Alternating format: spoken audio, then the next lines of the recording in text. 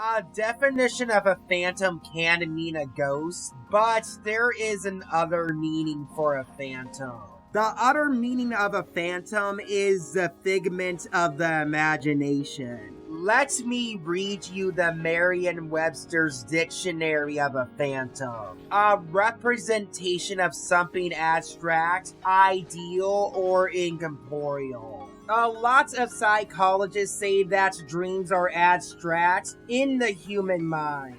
The interpretation of somebody's dream or somebody's mind, it can be different depending on the person. I know you guys are wondering, Sword Caliburn 687, how does this connect to Infinite? If you piece together Infinite's concept, art, and dialogue, Infinite isn't real. What if I told you that Infinite's jackal form isn't the real Infinite? What if I told you that this Phantom Ruby is the real Infinite? There is a dialogue in Sonic Forces that Sega forgot to cut out, and it is the dialogue with Tails. Tails says that Eggman created Infinite, and this dialogue is the same from the Japanese version of Sonic Forces. With the dialogue that Tails says in Sonic Forces, it would sound like that Infinite's a robot, but it is not the case. If you look at the concept art of Eggman's lab, Eggman has a bunch of Phantom Rubies. If you look at Eggman's computer screen, you see the picture of Infinite, and his whole body is see-through.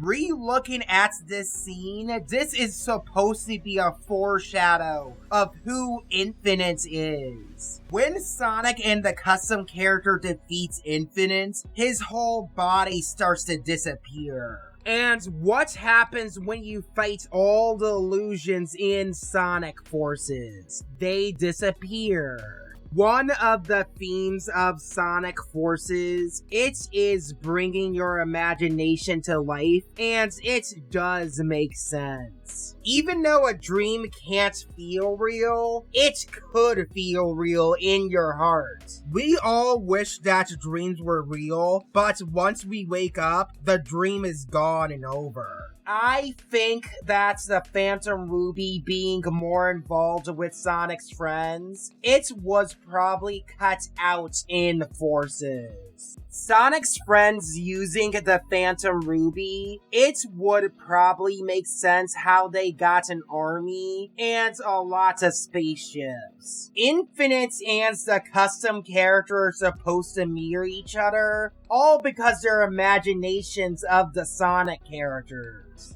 I found this scene of classic Sonic disappearing kinda odd, but I think that was originally supposed to be your custom character. This was a forgotten old concept of Sonic Forces, all because it was cut out, and it does make sense. The avatar is supposed to be parts of your creation, and Sonic Team wanted that to be canon. If you look at the original trailer with your custom character, it is you creating your character. Maybe Sega wanted to do a Sonic game like Splatoon or Dragon Ball Xenoverse, but it was forced into Forces. Sonic Forces was created all because a lot of members of Sonic Team had seen Sonic fan art. Aaron Weber says in an interview that Sonic Team noticed a lot of Sonic fan characters and wants to incorporate them into the games. I would play a small clip from the interview with Sonic Forces Customization Explained, and it's from GameSpot. Can be pretty fun watching your character run around. Yeah, that's great. So I mean, was it the right time now? You were just like, the fans want it, and we're in a place where it makes sense to make it, to include this as an option? Yeah, and I think Sonic Team had been kind of mulling this over for some time and kind of wanting to include something like this. And the opportunity came up, and with the next gen hardware, it made a lot of sense to kind of add this in and to see what people thought. And based on the reaction we've seen so far, there's a lot of very excited people, but I think the cool thing about it really is that, you don't have to necessarily be what I would call a super fan to appreciate the character creator. You don't have to be the person, on DeviantArt posting your fan art every day to like it. You can take it seriously. You can just be really silly with it. It's totally up to you. Yeah.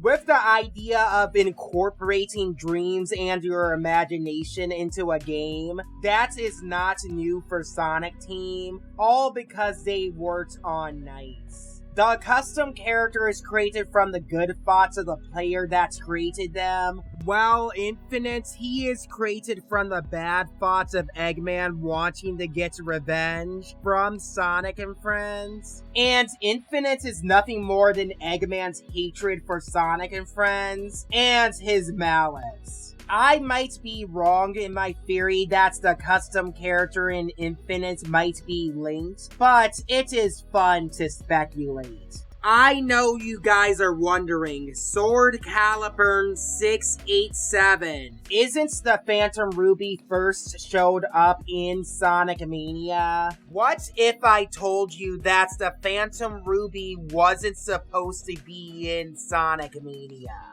Remember what I said earlier in the video, that this game took way longer to develop, more than Sonic Mania. The reason why I think that Sonic Mania and Sonic Forces have some connectedness in the stories, it is from the complaints from the Colors era of Sonic games. A lot of Sonic fans hated the stories for these games, like Sonic Colors, Sonic Lost World, and Sonic Generations. The biggest complaints is that the games didn't have a continuity between the games, and the stories were bad. Majority of Sonic fans has called the Colors era of Sonic games the meta era. And for a marketing perspective in Sonic Forces and Sonic Mania, Sega probably thought that they can make a lot of money for marketing both games. If Infinite's the Phantom Ruby and Sega was trying to do a connected tissue with Sonic Mania and Sonic Forces, why Sega didn't do this version of Infinite? A lot of the things that are tied with Infinite's concept art, it is tied to Shinto. Shinto is the belief and the way of the kami. A lot of people would think about the character Kami from Dragon Ball Z, or the definition means spirit or god, but that is not the case. A kami could be a god, a natural disaster, a phenomenon, or even an object. In the Japanese culture, there is multiple meanings of a kami, and it's not defined by one term.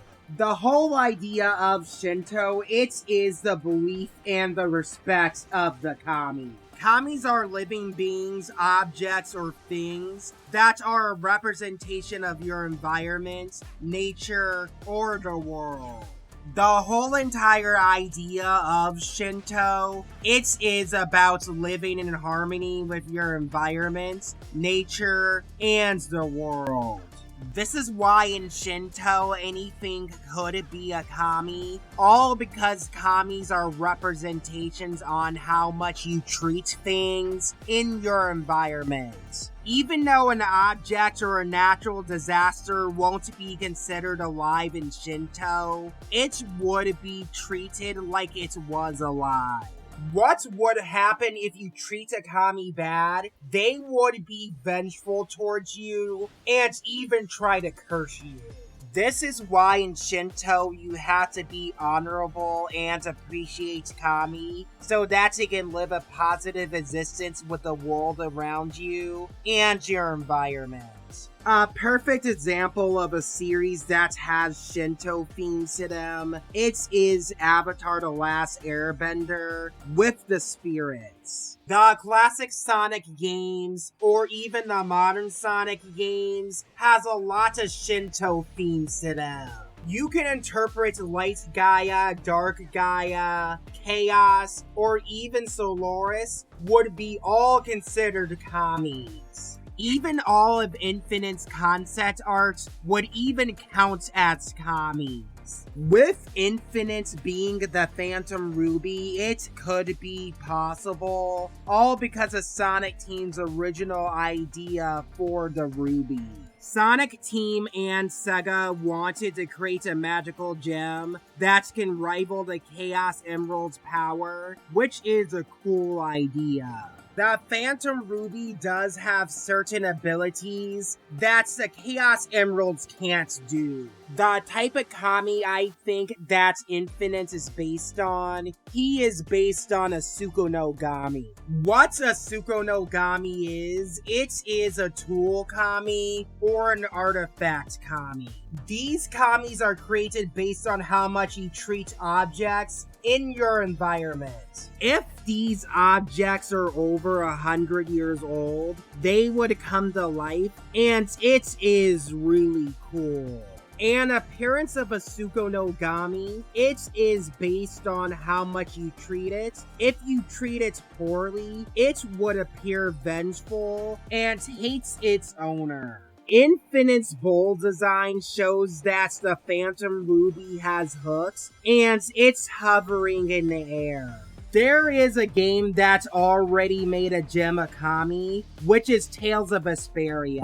In the Tales of Vesperia, there are gem-like creatures called Intellicheia, and they represent nature. Now the dialogue with Sonic's friends would make sense. Since Eggman created the Phantom Ruby, he created Infinite in a sad and lonely environment, and Infinite is a sad character.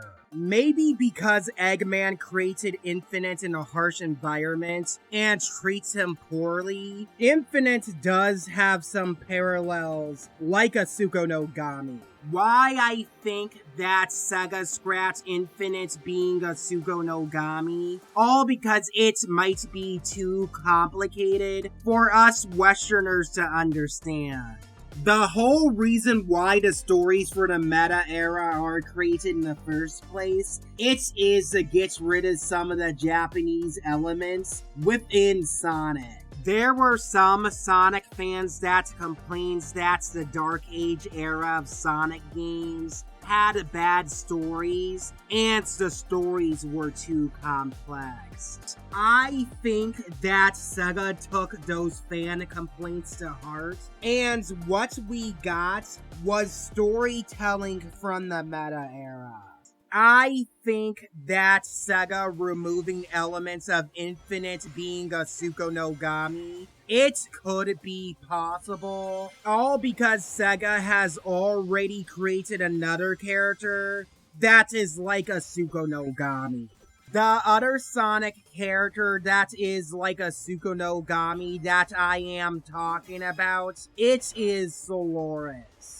For anyone that played through the ending of Sonic 06, Soloris' real form, it is a candle. There were so many Sonic fans that played Sonic 06 in 2006 and hates this ending. Lots of Sonic fans that played Sonic 06, they hate the idea that Soloris was a candle, but if you understand Shinto, it starts to make sense. Infinite's character is better received in Japan than the West, all because Japan loves dark and edgy characters.